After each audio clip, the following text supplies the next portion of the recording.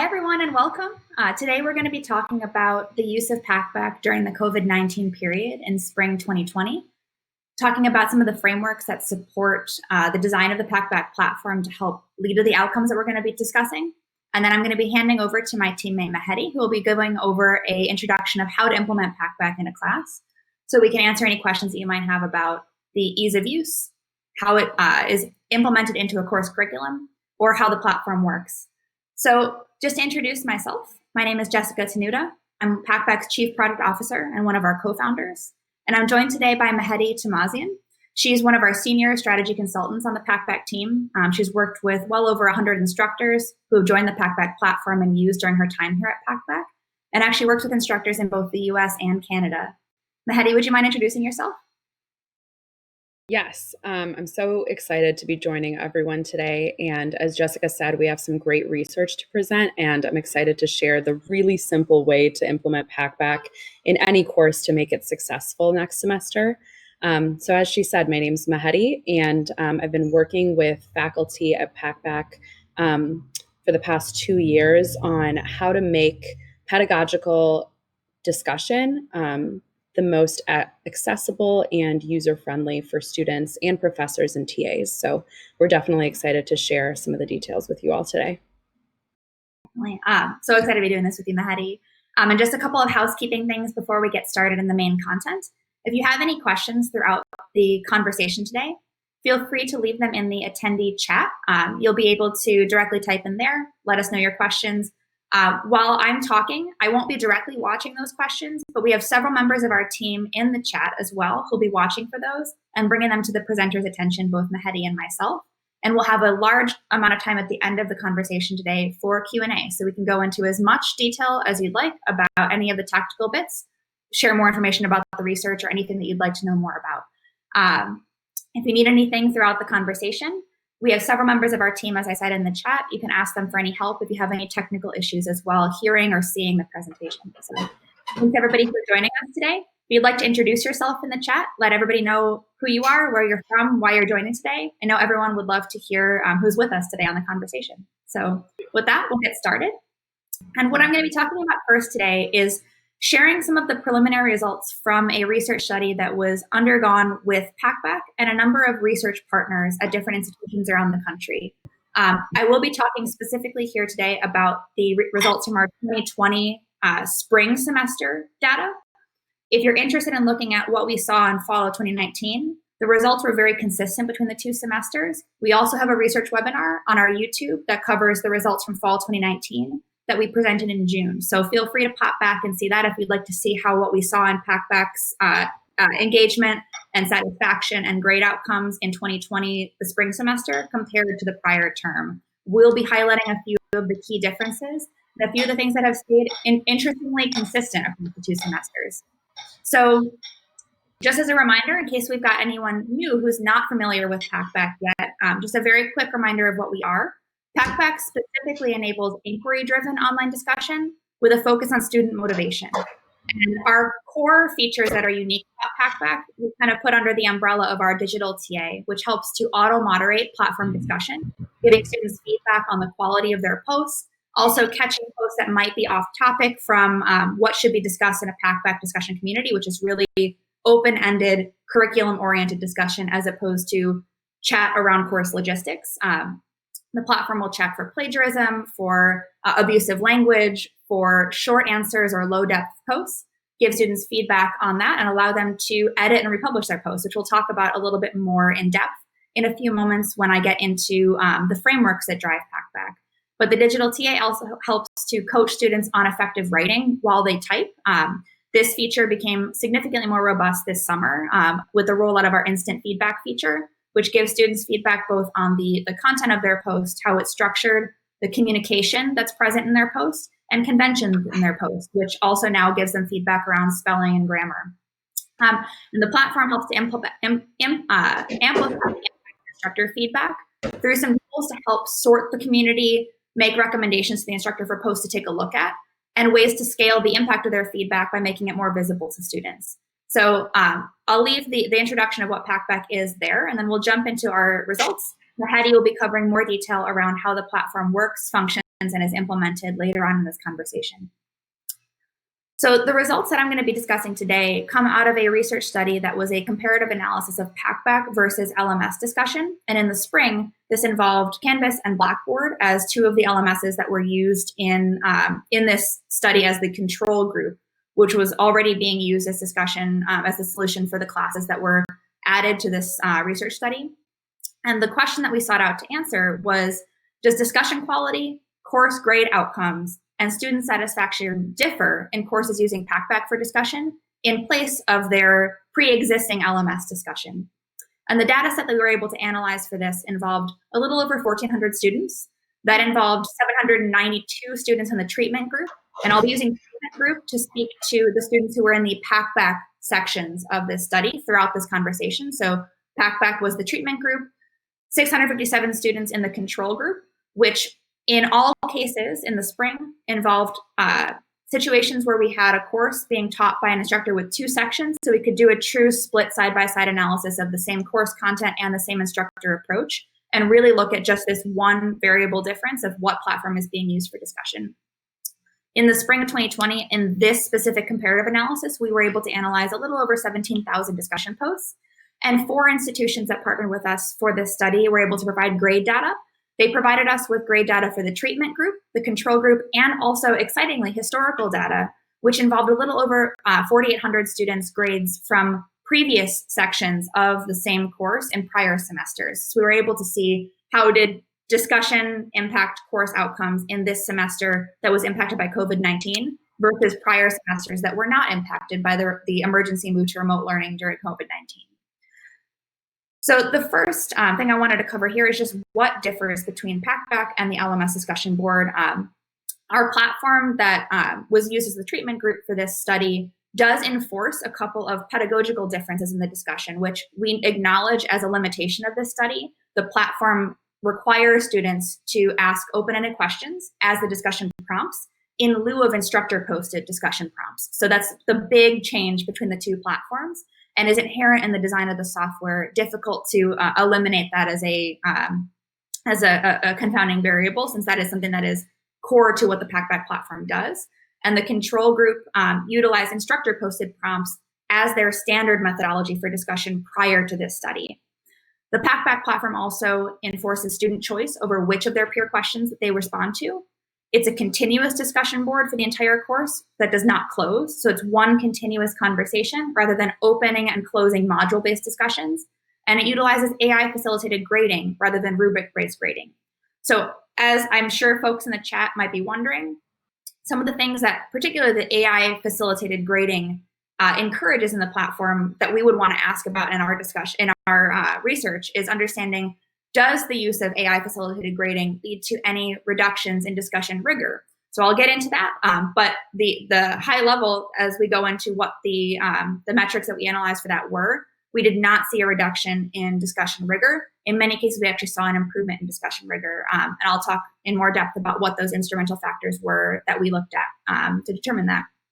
The control group, as I mentioned, used instructor-posted prompts, specific required responses per assignment, so determining which questions the students were required to respond to. It utilized module-based discussion in most cases, where the discussion opened and closed alongside of the module that was being taught, and rubric-based grading. This was a split study, so wherever possible, and in the spring, we did have a corresponding section of the course for all courses that were included in this study, taught by the same instructor. And we did enforce one request of all of our research instructors who are participating with us in this, that they allocated the same amount of final grade towards discussion in both the control and treatment group, and that the quantitative requirements for each group were the same. So the same number of posts per week being required by students. So with that, I'm happy to answer any questions about the study design in the chat as we get into the Q&A at the end, but wanted to provide that as context before we cover the results. So the first piece of analysis that we looked at was analyzing discussion rigor on Packback versus the control group, which was the LMS discussion group. We observed a higher rate of source citation by more than double in the fall 2019 semester, and that ratio was even higher in the spring semester. This is actually independently verified by a study out of University of North Texas as well that looked at the same question of discussion rigor on Packback versus the LMS. And they similarly saw a comparable ratio of more source citation being done on Packback versus the learning management system discussion. We also observed more posts over 120 words in length. And the reason that we use that 120 word cutoff is that is where the Packback platform stops giving additional feedback to encourage the students to write more and longer posts. So this is how many students chose to go above and beyond that. And we observed more responses to each top level student post. So what that means in practice is there were longer and deeper threads on the Packback platform. And you can see that represented in the bottom right-hand corner in the chart here. We saw 1.9 average responses per top level student post in Packback versus 1.86 on the learning management system. This was statistically significant. We actually saw a greater ratio even in the fall semester as well prior to the introduction of COVID and the move to online, but still saw a similar increase in the number of responses per top level student post on Packback versus learning management system. The next area that we looked at for analysis was looking at grade outcomes of the students utilizing Packback for discussion in the treatment group versus the control group. For this, we received 792 students' grades from the treatment group, 657 from the control group, and as I mentioned earlier, a little over 4,800 students in historical data. And we saw that in the treatment group, 73.74% of students received a positive grade outcome, A, B, or C, versus 64% of students in the control group. This actually is interesting to look at in context of the historical data in particular, because the treatment group saw a slight uptick in positive outcomes, even versus historical grade data, which is very interesting. And we'd love to dig into that more, given that the shift to online did bring with it a lot of uncertainty and a lot of change. When we look at the ratio of negative outcomes, which I'll get into in a breakdown of per individual grade outcome from A, B, C, D, F, and withdrawal or other, I'll show the statistical significance at each level. But we did see fewer students attaining negative outcomes or non-passing outcomes in the treatment group versus the control group. And again, a similar ratio compared to the historical data as well. When looking at this on percent change and number of students who earned each outcome, students on Packback in the treatment group had more positive grade outcomes, A, Bs, and Cs. We did notice that the A and B increase that was observed was statistical at the 0.05 level, which I'll show in a breakdown by level in the next slide as well. But you can observe on the right-hand side here in this chart, the percentage change of each outcome that a student could earn in Packback versus the control group. So when comparing to the control group, we did see a reduction in Ds, Fs, and other, which typically was the withdrawal outcome or a W in the course. When looking at this by statistical significance, in the treatment versus control group, we saw that the outcomes of achieving more A's and B's were statistically significant compared to the control. And compared to historical, the increase in A's was statistically significant as well. So if you have any questions about the grade outcomes, feel free to drop them in the chat and I will address those in the Q&A. But the final piece we wanted to look at was when we saw increased discussion rigor and more positive outcomes in the class, how did the students feel about Packback versus the LMS discussion or versus the control group? So when we looked at asking an individual question of, based on the discussion that you experienced, did you find Packback more effective than traditional online discussion boards? We looked at this by sentiment analysis. These were long form questions that were analyzed with a sentiment analysis algorithm. Looking at the fall of 2019, we saw 87% of students had a positive sentiment towards Packback and towards this question versus 12% of students having a negative sentiment. This was slightly higher in spring 2020 with 91.52% of students responding positively with a positive sentiment to this question versus a little over 8.8 percentage points of students who had a negative outcome or a negative sentiment towards that question. So this taken all together, students reporting a more positive sentiment towards the Packback platform does align with what we were seeing in the grade outcomes too, if we're seeing that students are feeling good about the interaction, which I will speak to a little bit more in the next section as we talk about what are the academic frameworks that drive the design of Packback to make sure that students feel excited about the work that they're doing on the Packback platform and feel motivated to keep pushing themselves further. But the final piece that I wanted to show here in the research presentation is looking at the pre-COVID and post-COVID engagement on the Packback platform. So the research question for this section was looking at, did engagement on the Packback platform itself differ from the spring 2020 semester compared to prior semesters, which, as we all know, the spring 2020 semester was affected by emergency moves to online learning, an increase in students who are affected by health and financial outcomes, just generally more change in the course of a semester. So we would have expected to see some reduction in engagement on the platform, but this actually did not play out to be true in what we saw in the data. So for this, we looked at all of the schools' data that we already had a partnership with at the institutional level to be able to look at aggregate data. We did not see a significant change, no statistically significant change to the percentage of long posts over 120 words. We did not see a statistically significant change in the percentage of students who submitted at least one post per week. We similarly did not see a statistically significant change to average word count per post or the number of replies per question. So this tells us, in context of everything we've talked about so far, that inquiry-based discussion like Packback may present a resilient option for delivering discussion in the course of a semester that may be subject to many other changes, like a move to online learning. And taken in context of the potential that we're seeing for Packback to drive improved course outcomes, it represents a pedagogically sound choice to implement inquiry-based discussion, even as it is a cost and even as a time savings for instructors. So when we look at those results, just kind of a summary of what we've talked about so far, we observed consistent or higher discussion rigor in courses using Packback versus LMS discussion in this study, more positive grade outcomes versus courses using LMS discussion. And this was particularly noted in the spring semester with a statistically significant number of students receiving more A's in the course, more positive sentiment towards courses that were using Packback versus LMS discussion, and consistent engagement from fall of 2019 to spring of 2020, despite the impacts of COVID-19. So that final one was exciting for us to see, given that we expected to see some impact of seeing courses move online and seeing the disruption to the general course structure that of the courses that were using Packback during this study. So why do we believe that we're seeing these results, and what do we think is driving these changes? The Packback approach involves a couple of different approaches to utilizing design in the classroom and the structure for which the discussion is designed in the classroom. So when thinking about what drives the Packback design in the platform, we look at three core tenets in our work.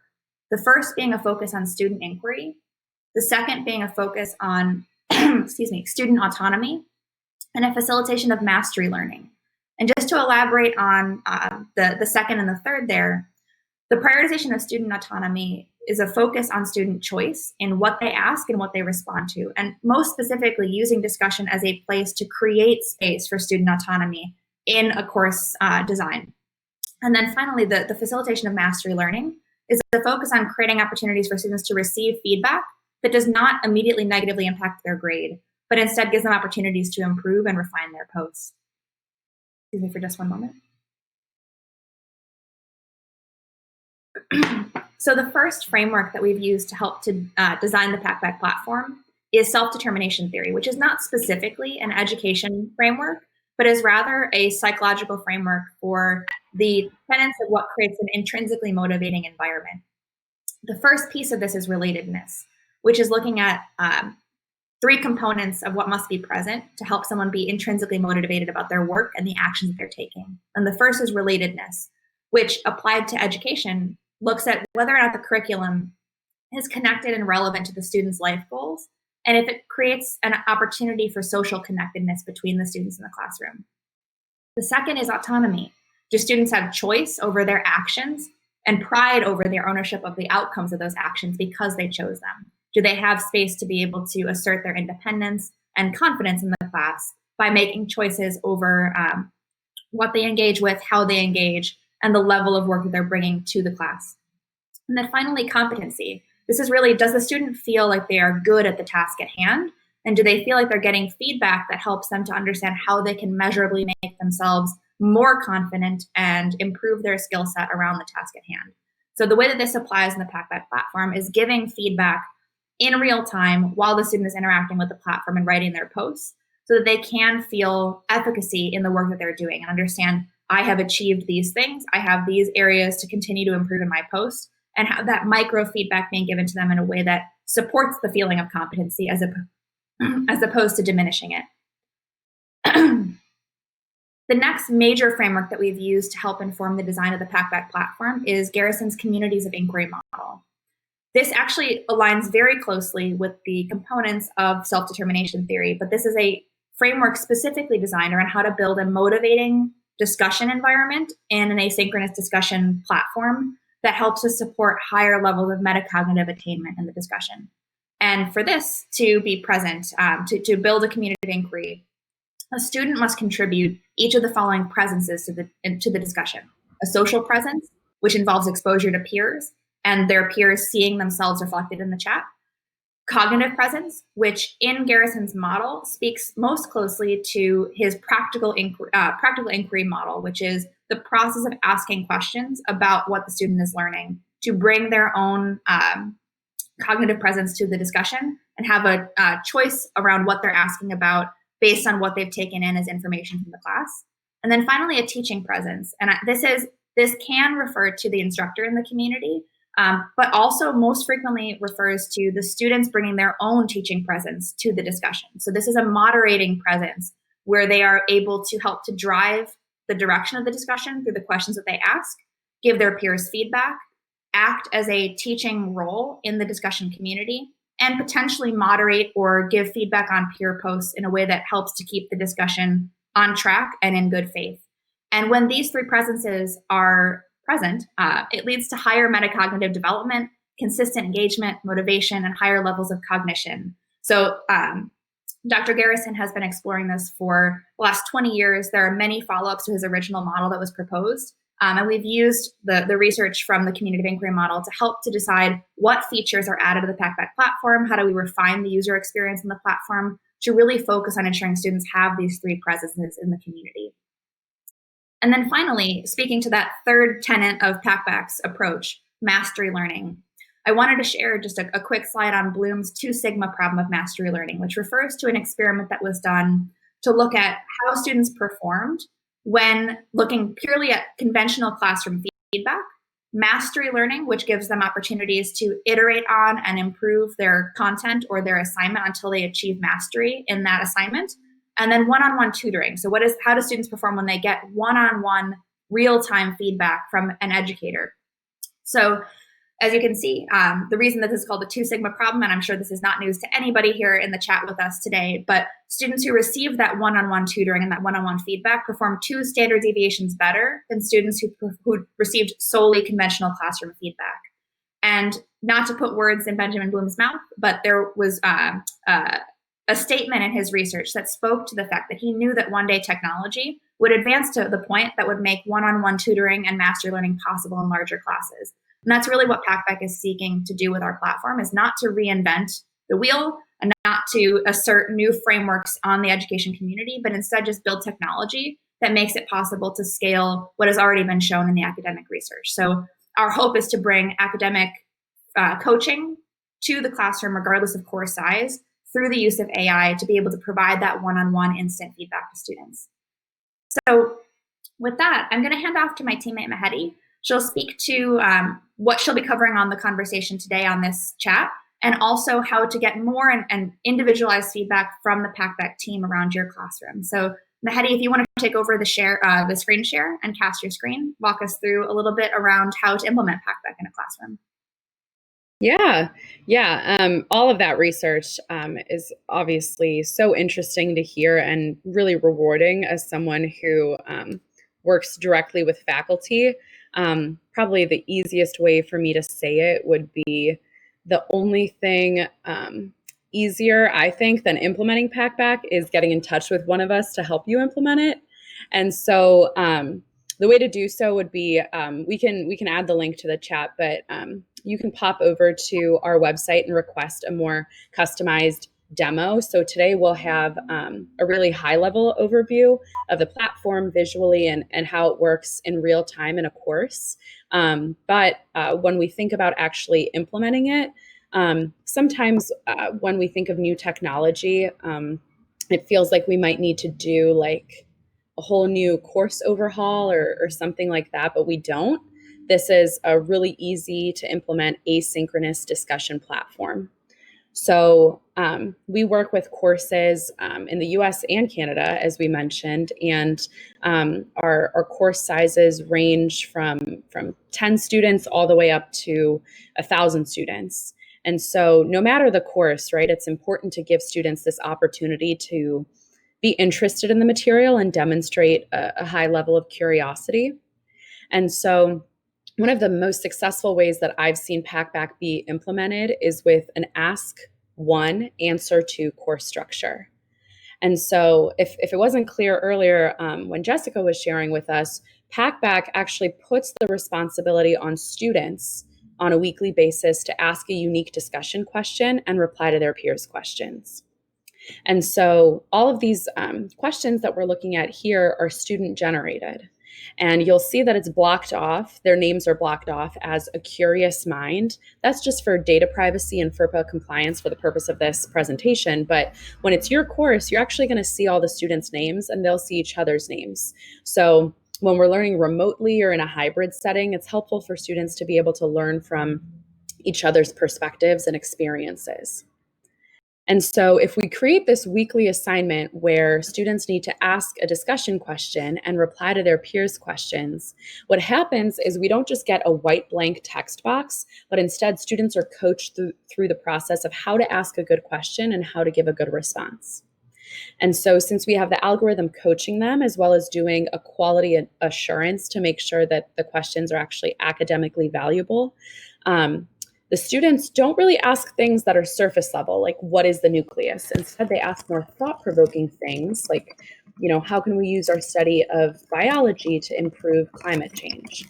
And so on the right-hand side here, this stuff we see of tips on how to write a good question or how to give a good response actually changes in real time as the student is typing.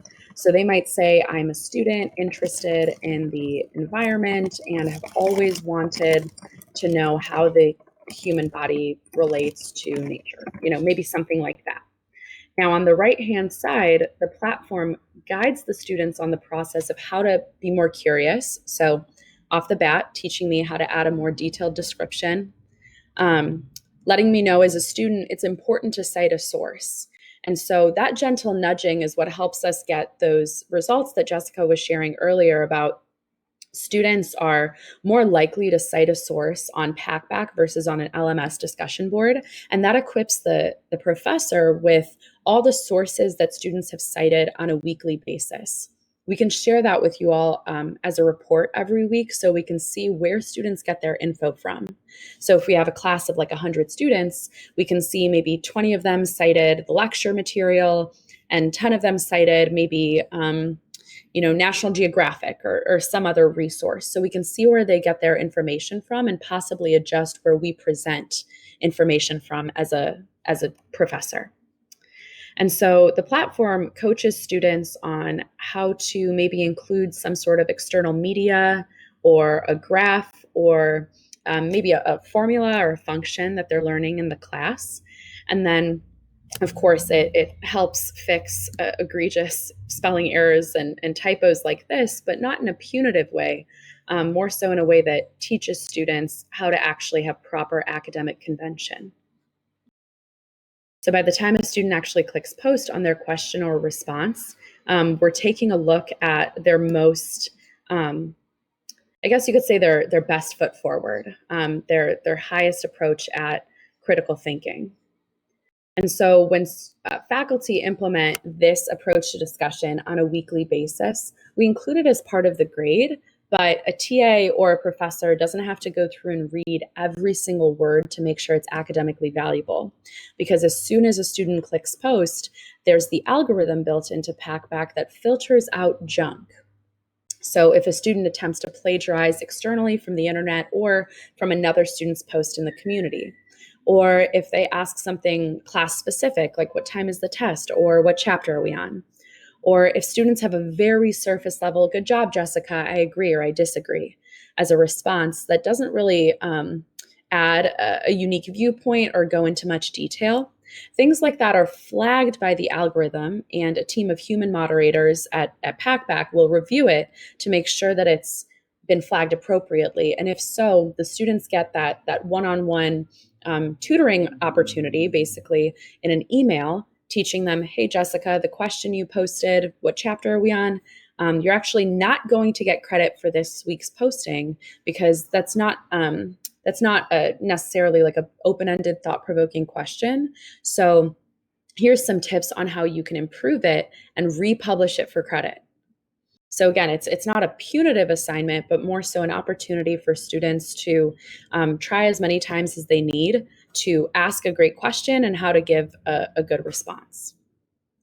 So when it comes time to actually interact with students' posts, since it's not necessary to read every single word to make sure it's valuable, what the professors or a TA will do is typically scroll through the feed, maybe sort by the most active threads, the ones that we know that the most students have responded to, and these tend to be the ones that have sparked a lot of curiosity in the class.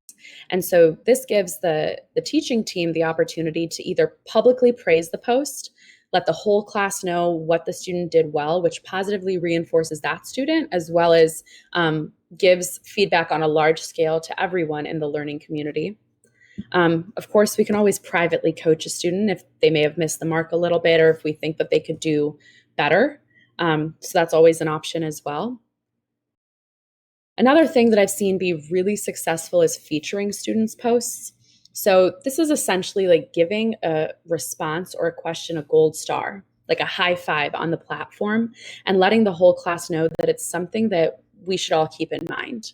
So what happens with the featured posts is they get copied over to this great hall of fame of student threads, and then also the featured post gets sent out every Friday morning by Packback to the students in your class saying, hey, these are all the best questions and responses in the course that I think we could all take a second look at and try to learn something from. So again, giving students that autonomy and that opportunity to share their own questions and their own responses in a way that allows them to get class credit. So it's an easy objective style of participation. So it's not difficult to include in a course structure, but it has a strong impact on a student's overall interest and motivation to continue in the class and actually care about it. I know we've all been in a situation lately where we're on like a Zoom call or teaching remotely, and half the time students don't have their cameras on for whatever reason, and it's hard to know whether or not they're engaged. But something we've seen be successful is that faculty have the opportunity to bring up students' threads during a synchronous session and discuss them. And when we ask students questions back at them, they're naturally more invested than they would be otherwise. And so as far as grading something like this or including it in the grade, that's done through our automated grade report. Whatever deadline we select for Packback to be due, that's when the participation report cuts, and it gets emailed out to you every week as an Excel document formatted to fit into Canvas or Blackboard or whatever your LMS is. And so again, it's really simple to implement in a course structure. It's more so a matter of presenting to the students why this approach to discussion is important. So when we think about student engagement and critical thinking and how we can make it more accessible for faculty and for students, I'd encourage us all to think about why is discussion and critical thinking important in my business class or my bio class or marketing or whatever content we teach? Why is the student sentiment or student ideas important to the course? And so whatever that why is why students are going to take this assignment seriously and actually appreciate it as a weekly opportunity to write out their ideas on the class material and have a meaningful contribution to the course conversation in a world where if we don't include an assignment like this, they might not have as many opportunities to interact with their peers and get real-time feedback on their writing, just due to the nature of our current teaching environment.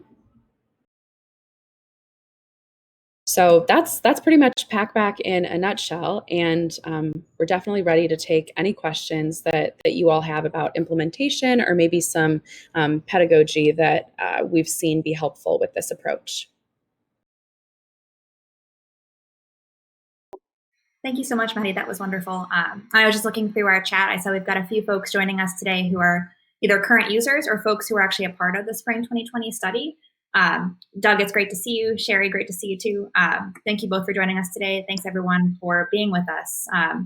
While we give everybody a moment to type up any questions that you might have and share them in the chat, I'll just start us off with one quick question. Mahedi, would you mind talking through what you've seen to be successful for actually adopting Packback into a course curriculum, since it does represent a different style of discussion and usually does require a small change to the approach of how an instructor uses discussion in their classroom? Mm-hmm. Yeah, so there's pretty much two answers, I'll say. It depends on if the class has synchronous course meetings or asynchronous.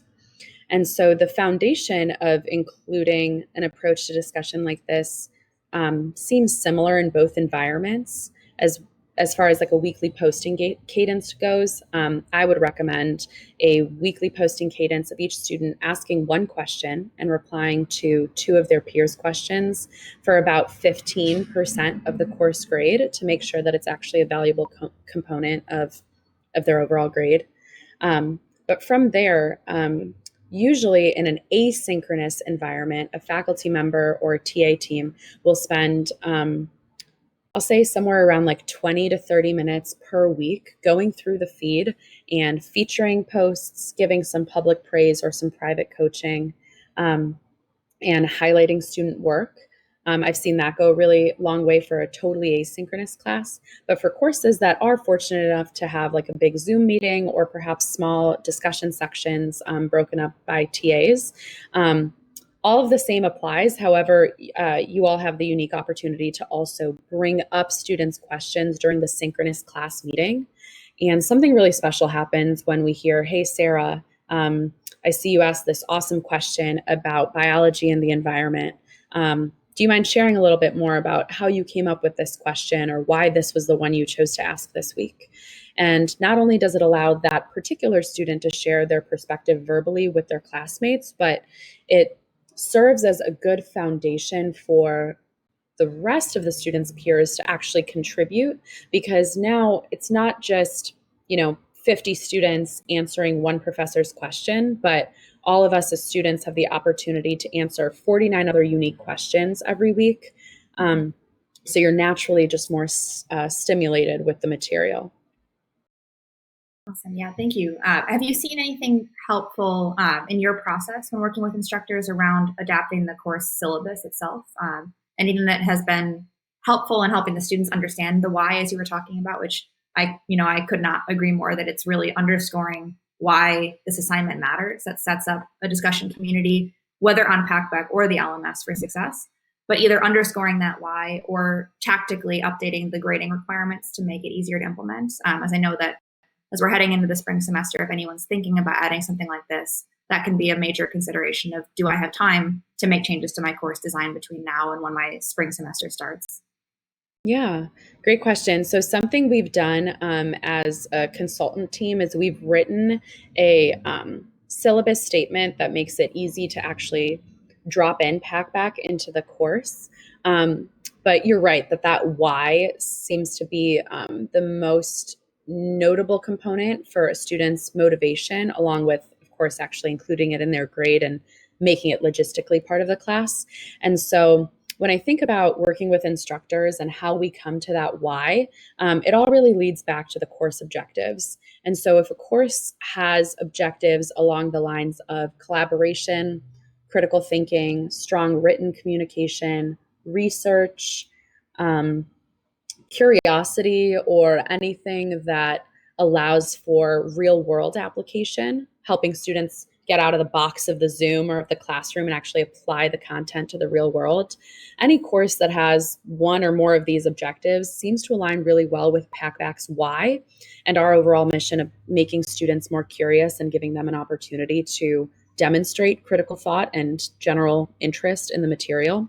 So I think that if if a professor is considering leveraging Packback but might not know exactly how to do it, that's when you can work one-on-one with, one of us on the team to figure out the exact right posting cadence and such. But I would say if a professor is motivated by student-led experiences or motivated by students showing that they care about the material, then this approach to discussion seems to work really well.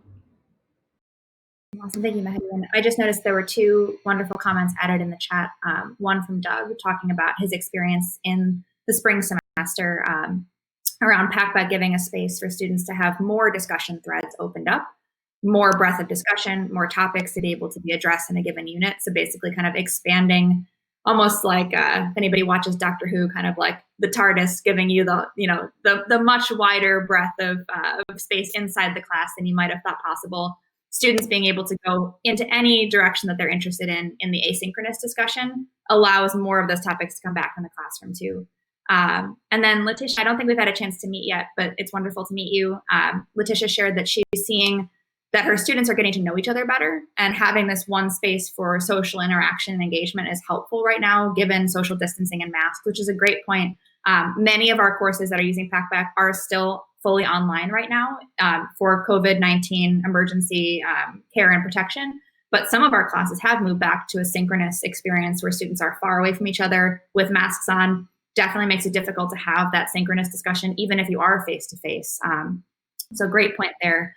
And as we think about the spring semester, I do think the most, outside of talking about the outcomes of what we saw in the discussion itself and in grade outcomes, I really think the most important metric that we talked about here today is that we didn't see statistically significant differences in engagement from fall to spring. So just being able to say that as we don't know what the spring is going to look like, to be able to have one element of our class that we know will have consistency and reliability, and be able to lean back on that kind of as an insurance policy for having a space for student engagement is something that we're hoping to be able to offer to the community this spring. So are there any other questions from the audience, anything that we can answer either around the platform or around the study itself? Mm-hmm. Yeah, that's a great point. So Sherry just left a point in the chat here. The more thought-provoking the question, the fewer the number of responses. We've also observed this, and it's something that we're interested in working on the design team right now. It's an interesting phenomenon where I think the more challenging, the more thought-provoking the question, the harder it is to feel comfortable responding to it. And we did implement a feature recently called Undiscovered, which is the ability to sort the community by really, really high-quality questions that have not yet earned a response. And we've been encouraging instructors when they see that phenomenon happen, like Sherry's describing, to point the students' attention towards that undiscovered tab, or give feedback to encourage students to respond to those really high quality questions that have not yet earned a response, kind of as a way to be able to draw people's attention to those tougher questions. So we're continuing to look for ways to draw more response attention to the more thought-provoking and challenging questions that require a higher level of cognition and metacognition from the students who are responding. But that undiscovered sort has proven to be helpful for classes that are drawing attention to the ability to sort by those like not yet discovered treasures in the community. So, great question. Doug just asked if we found that certain subject areas work better with Packback. So I think it really all comes back down to Mahedi's point of, does the instructor have a strong reason for why they're adding asynchronous inquiry-based discussion to the class? We have a high ratio of professors right now from the liberal arts and sciences on Packback. We see a lot of students in psychology courses or humanities courses or sociology courses. But I don't think this is because it's necessarily better designed to work in those courses, but because the course is already very familiar with using discussion as a part of the class and is very comfortable with explaining that why. We've seen wonderful, yeah. And that's one of our most interesting topic areas where we see instructors using Packback. That was actually the same subject area as the community that Mahedi demoed.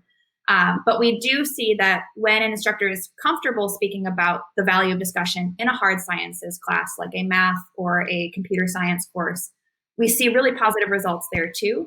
It's just a bit of a further walk for folks to be comfortable talking about the need for open-ended discussion in classes that feel like there is a strong, or classes that are talking about questions that typically do have one right answer. So it's really making the connection between how a course that might be addressing a hard science still needs to think about how that topic can be applied to the real world, can be connected to other topics, can be related to the students' long-term career goals. Our teammate Ariam just linked in an article about use in math courses and a case study from a psychology instructor as well. So I'll say it's more about if the instructor feels very confident about why they're using discussion than it is about the subject. But transparently, we have more courses in the liberal arts and sciences right now than the hard sciences, maths, or computer sciences.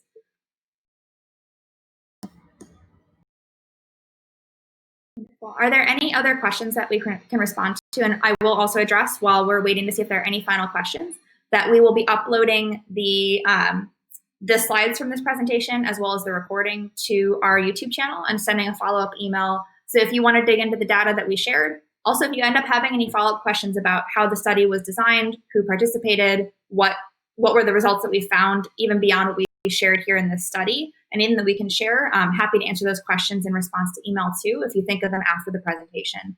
And just want to draw everybody's attention again, if you'd like to see the first half of this study, fall of 2019, that's also available as a recording and slides on our YouTube channel as well. And I think this is a really wonderful point even to close ourselves out on here from Sherry of the more students self-disclose, the greater the number of responses per thread. And I think that that's a very interesting point when we think about it tied to those frameworks that we talked about, that social presence. The more the students feel connected to each other and feel the presence from their peers, the more motivation that they're going to have to engage in deep and high-level ways. It also seems to make sense in context of self-determination theory too, of how related do they feel to the peers in the class and how related do they feel the content is to their life and purpose. So that's a really interesting point, and it's a fine line of how much do we encourage students to self-disclose very private information in a discussion. I think that's up to kind of to the instructor and their guidance on how large the class is, how well the students know each other, how comfortable the students should feel in talking about personal information. We've observed something similar, that whenever the students are giving a perspective that comes from their own stance, where they're using information that is in the first person, and they're talking about the opinion from a first person perspective, and then coupling that with an academic source being cited, those are posts that do earn a high score on Packback and typically do lead to really great responses from the peers in the class. So that balance of personal with defense from an academic source is really the sweet spot of content quality on the question side, I think. And Doug, thank you so much for doing that. I didn't know that you did that. I'm really happy to hear that there was interest. And if anything came out of that you would like us to follow up on, or ways that we can provide any help or resources, just let us know. And with that, I think we'll wrap up for today, just to make sure that we wrap up on time today. But we will be uploading these slides to our YouTube channel and sending a follow-up email within the next day. So keep an eye out for that. And if we can offer any support or any resources from our platform to make it clear how the Packback platform works and how it differs from discussion that you might have used in the past, not to push our platform, but just to make it transparent what the differences are, because there are differences, and adapting this style of discussion works best when it's clear exactly how Packback differs from the discussion that folks may have used in the past. So it's only in everybody's best interest to know what we can and cannot do and be very transparent about that in our platform. So we'll be following up with that afterwards and happy to answer any questions. As Mahedi said, we shared a link in the chat a little bit earlier with a link to packback.co/demo. I know you've already seen kind of a quick demo here on this presentation. So if you do reach out to our team through that form, just letting them know that, hey, I don't need to see a whole demo again. I would just like consultation on how this could be added to my class, or follow-up questions on specific tactical information.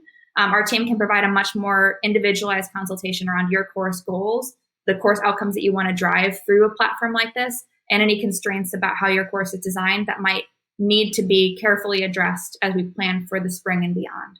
So with that, I'm so glad that everyone joined us today, and it was really a pleasure to get to present these results. We're hoping to be able to publish these results in the near future and looking for the right outlet to do so.